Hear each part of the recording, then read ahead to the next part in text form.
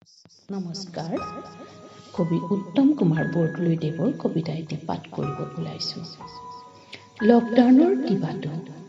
লকডাউনত আপুনি বাৰু অস্থিৰ হৈ পৰিছে নেকি?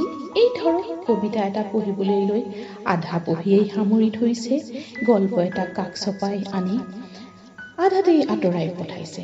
উপন্যাস এখনৰ কথা ভাবি আলমাৰীত হাত দিওঁতে মনটো কোচ খাই গৈছে। যদি এনে হৈছে, আপোনাৰ একো ভুল হোৱা নাই।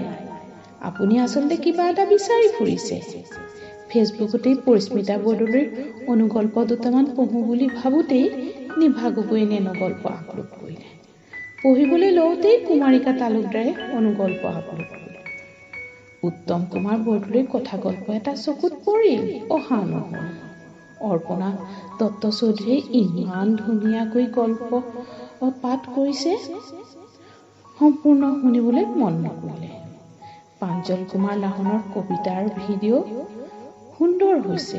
অলপ শুনিয়েই স্ক্ৰল কৰিলেই ফেচবুক ষ্টৰীত ইমান ধুনীয়া ধুনীয়া ফটো দেখি তাতেই লভ ৰিয়েকশ্যন মাৰিবলৈ আৰম্ভ কৰিছে। হোৱাটছএপটো আছেই, কোনেবা কি পঠাইছে। গ্ৰুপবোৰত উপস্থিতি জাহিৰ কৰিছে, নকৰিলে এডমিনে বেয়া পাব যে। ইফালে মেছেঞ্জাৰটো এপাক চাই ল'বলৈ আছেই। মোবাইলডালকে পিটিকি থাকিলে আপোনাৰ তেওঁৰ মুখৰ ৰঙৰ পৰিৱৰ্তন হৈছে। সেয়েহে মাজতে ফুলৰ টাবকেইটাকে অলপ চকু দি আহিছেগৈ। বাৰীলৈ অহা নতুন নতুন চৰাইকেইটাকে চাইছে। মোবাইল নহ'লেও আপোনাৰ চলি যায়, তেনে দেখুৱাবলৈকে আওপকীয়াকৈ চেষ্টা এটা কৰিছে।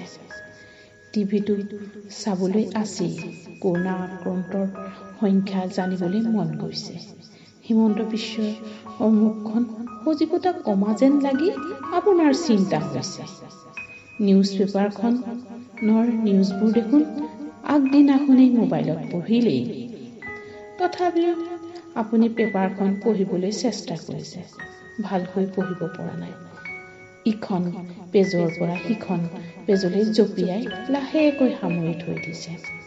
আপুনি একো নোৱাৰা হৈ গৈছে, কেৱল জঁপিয়াই ফুৰিবলৈহে ভাল পোৱা হৈছে।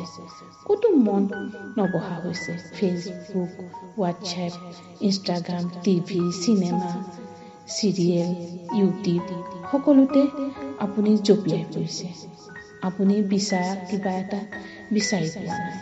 কিবাটো কিন্তু অহনিহে বিচাৰিয়েই ফুৰিছে।